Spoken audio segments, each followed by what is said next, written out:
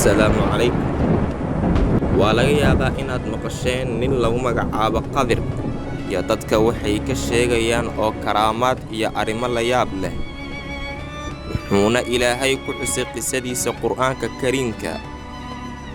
Laakiin waxaa isweydiin mudan, maxaa loogu bixiyay Qadir?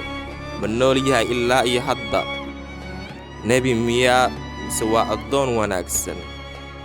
Muuqaalkani waxaa ku soo gudbi doonaa codad aadan hore u maqal, annagoo raacinayna daliilkiisa saxda ah.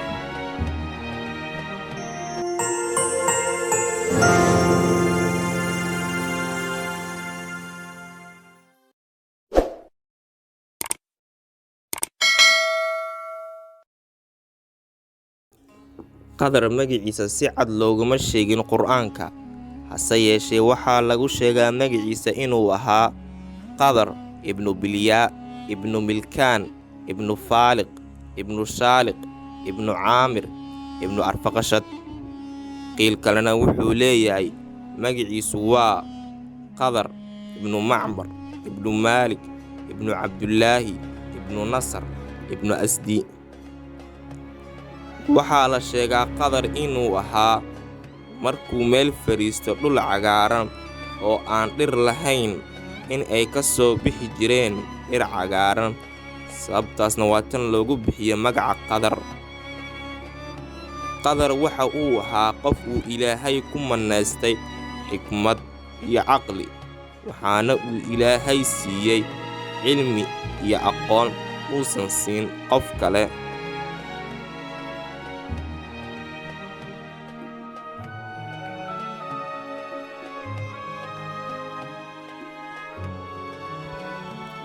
Qur'aanka ayaa lagu sheegay qisadii dhex martay Nebi Muuse iyo Qadir, waxayna ku bilaabatay Nebi Muuse uu u khudbeeyey reer bani Israa'iil. Markaas ay ka codsadeen in uu u sheego qofka ugu cilmi badan adduunka. Wuxuuna Nebi Muuse calayhi salaam ugu jawaabay, aniga ayaa ugu cilmi badan. Umana celin Nebi Muuse cilmiga Ilaahay. Markaas ayaa Ilaahay waxa uu u waxyooday Nebi Muuse calayhi salaam in uu jiro addoon ka cilmi badan, wuxuuna joogaa labada badood meeshay ku kulmaan. Durba Nebi Muuse waxa uu go'aansaday in uu ka war doono Qadir. Muuse wuxuu la kulmay Qadir, waxayna bilaabeen safarkoodii.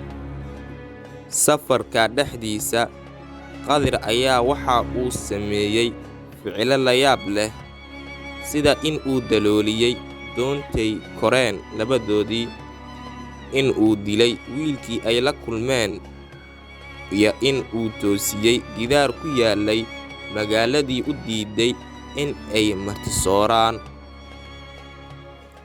Nebi Muuse ayaa la yaabay waxa uu sameynaya Qadir, laakiin markii dambe ayaa waxa uu ogaaday Nebi Muuse calayhi salaam in dhammaan wuxuu sameeyey Qadir ay ahaayeen mid waafaqsan xikmadda Ilaahay Casa Wajal.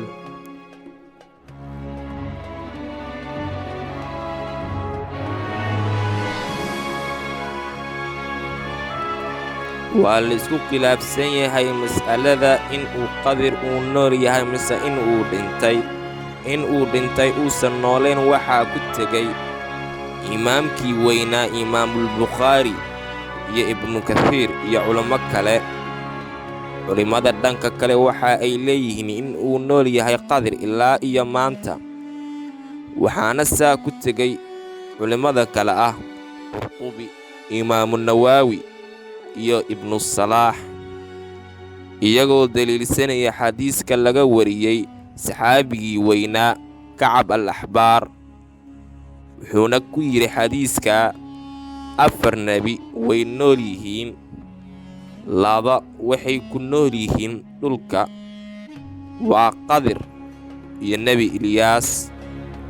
2na cirka ayay ku nool yihiin, waa Nebi Idriis iyo Nebi Ciise.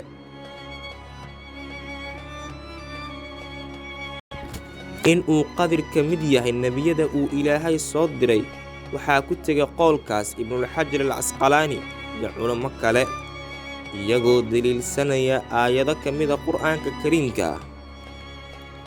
culammada qaar ka mid ah waxay leeyihiin waa addoon saalix ah uu ilaahay siiyey xikmad. kuwo kalena waxay yidhaahdeen waa malag ka mida malaa'igta ilaahay, laakiin sida saxdaa ilaahay unbaa og.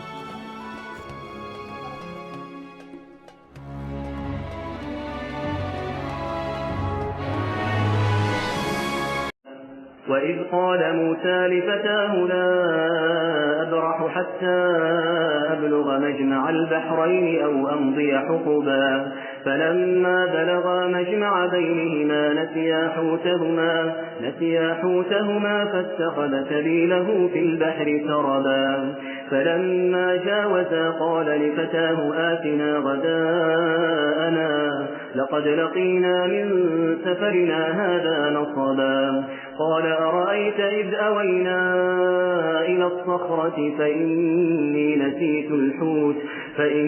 نسيت الحوت وما أنسانيه إلا الشيطان أن أذكره واتخذ سبيله في البحر عجبا قال ذلك ما كنا نبغي فارتدا على آثارهما قصصا فوجدا عبدا من عبادنا آتيناه رحمة من عندنا وعلمناه من لدنا علما قال له موسى هل أتبعك على أن تعلمني مما علمت رشدا قال إنك لن تستطيع معي صبرا وكيف تصبر على ما لم تحط به خبرا قال ستجدني إن شاء الله صابرا ولا أعصي لك أمرا قال فإن اتبعتني فلا تسألني عن شيء حتى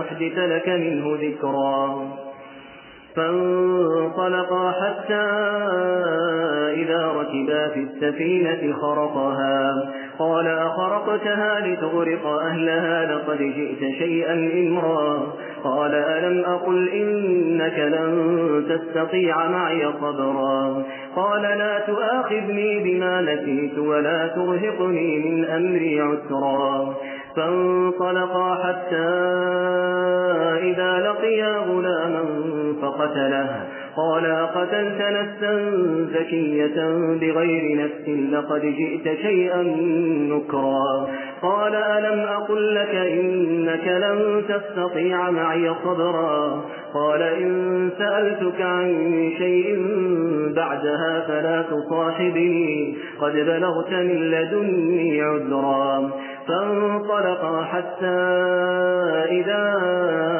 أتيا أهل قرية استطعما أهلها فأبوا أن يضيفوهما فوجدا فيها جدارا يريد أن ينقض فأقامه قال لو شئت لاتخذت عليه أجرا قال هذا فراق بيني وبينك سأنبئك بتأويل ما لم تستطع عليه صبرا أما السفينة فكانت لمساكين يعملون في البحر فأردت أن أعيبها وكان وراءهم ملك يأخذ كل سفينة غصبا وأما الغلام فكان أبواه مؤمنين فخشينا أن يرهقهما طغيانا وكفرا فأردنا أن يبدلهما ربهما خيرا منه زكاة وأقرب رحما وأما الجدار فكان لغلامين يتيمين في المدينة وكان تحته كنز لهما وكان أبوهما صالحا فأراد ربك